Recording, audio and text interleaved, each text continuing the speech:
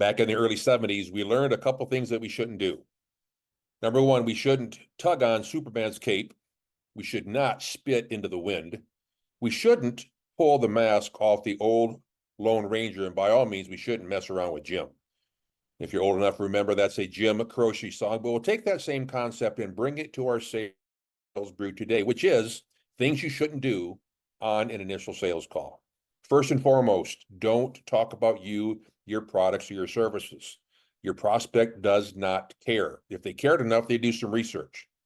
What they do care about is trying to figure out who can help them fix the challenges they're facing as they try to grow their business.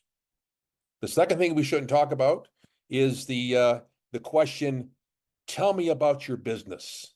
It's a horrible question because now the prospect's thinking, boy, are you lazy. There's all kinds of information about us and me and our company. You just didn't take the time to look. The better question is, tell me the story.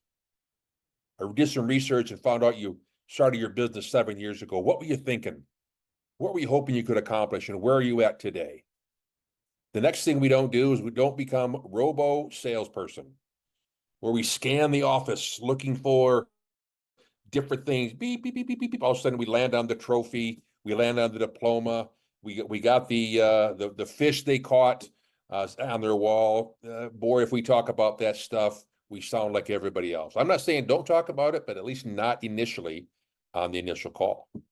Here's what you need to do. Demonstrate business acumen. And that simply is stating you see the world like they do.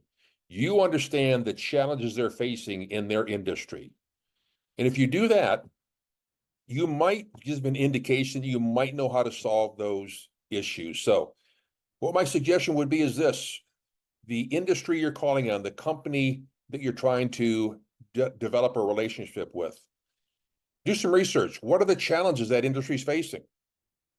And when you come in, talk about those challenges to see if you can't get that person to at least open up a little bit and demonstrate your business acumen.